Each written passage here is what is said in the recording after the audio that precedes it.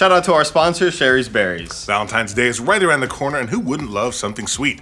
Thanks to Sherry's Berries, you can send your loved ones or yourself, because you deserve it, some freshly dipped strawberries for just $19.99.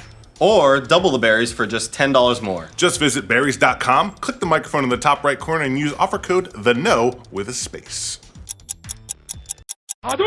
Welcome to The Know. I am Adam Ellis. And I'm Andy Cortez. What do you do if everybody hates you and you want to clear things up and give people the too long didn't read about how your company is just really misunderstood? Just host a disastrous Reddit AMA only talk about Rampart. That's exactly what happened yesterday when G2A, the company who runs a controversial Steam key reselling marketplace, kicked back and logged into the old Reddit account, only to get torn down to shreds. And to make matters worse for themselves, they even banned one Redditor's account who claimed to have exposed some of their shady practices. That went over really well. But let's take a look at some of the highlights and lowlights before we get into that.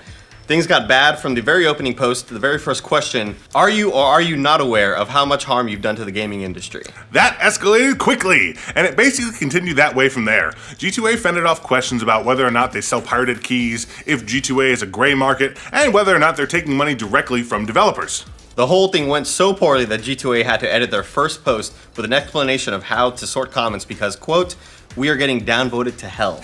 To G2A's credit, they stayed there and answered questions for the better part of 6 hours. That's probably not a wise choice. Good for them. Directly responding to criticisms about developers losing money because of G2A, they said, if the key is on G2A, that means that it came from the developer, which means they have already been paid. And when it comes to stolen keys, they blame that on the developer, saying, the problem is that sometimes the issue, unfortunately, starts on the developer's own side, which can sometimes lack security. And in those situations, if the developer is not willing to work with us, it gets a little complicated. So things started poorly, and then it got batshit crazy. That's because one Redditor posted photo evidence of how easy it was for him to manipulate G2A's system and start selling keys before they could be verified as legitimate. Hack the planet. After arguing with him for a few posts, G2A decided to just ban his account, preventing him from purchasing anything else on their site.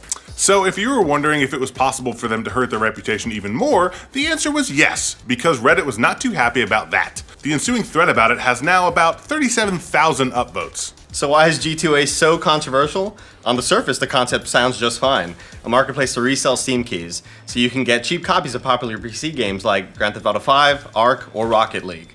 However, there's generally not a way to know if somebody selling keys is a legit seller who happened to have an extra key, or somebody who, say, bought a whole ton of them with stolen credit cards. For those of you unaware how these type of scams work with Steam key resellers, they typically go down like this. Someone makes use of a stolen credit card number or numbers to buy a whole stack of Steam keys all at once. As people start to issue chargebacks for those erroneous purchases in bulk, it becomes much harder to sift through which Steam keys are and are not legit. And then what happens is the enterprising, or scummy, individual then goes on to sell those Steam keys to the highest bidder, who then goes on to sell them at a discount to gamers who want to save some money on new games.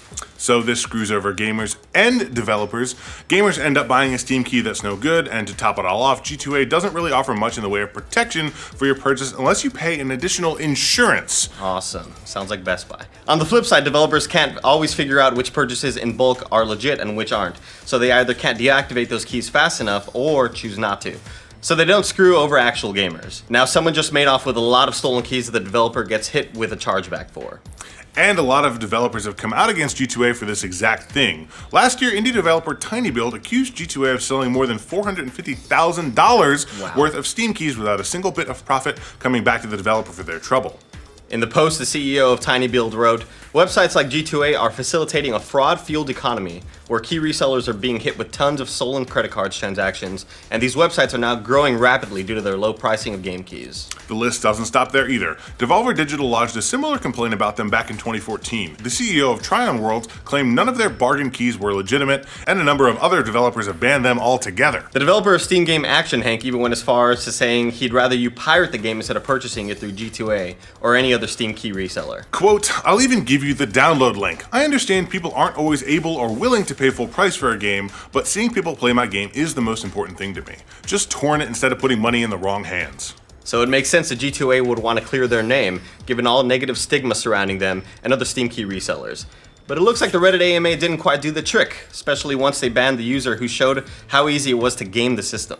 For G2A's part, they have offered an explanation for the Redditor's ban and how he was able to circumvent verification. In a statement to PC Games N, the company said if you post a fake key, it will hurt both the buyer for a short time as he or she will get a refund, and you, the seller, because you will face the ramifications for cheating, like being banned from a bullshit site that doesn't matter in the first place. According to them, he was only able to get around their safety checks because he had a very good rating.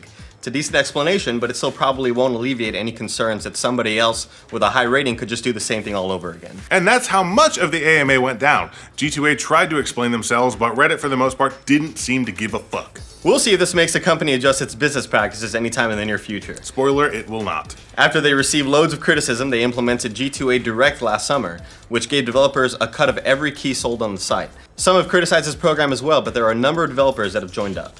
So who knows, maybe changes will happen as a result of this AMA. See, sometimes you can get things done, internet, but probably not. We'll see though. What do you guys think of the G2A Reddit AMA going down in flames? Let us know in the comments. For future updates on the antics of video game resellers, like this video and subscribe to The Know. Thanks to Sherry's Berries for sponsoring this update. Valentine's Day is coming faster than you think, so don't put off that shopping. Think your loved ones would love some freshly dipped strawberries? We do, because we fight over them all the time. You can send anybody a batch for just $19.99 or double it for just $10 more. Go to berries.com, click the microphone in the top right corner, and enter the code THEKNOW with a space. Are you ready? I am. I'm gonna do this for you. Look up, all the way up. Delicious.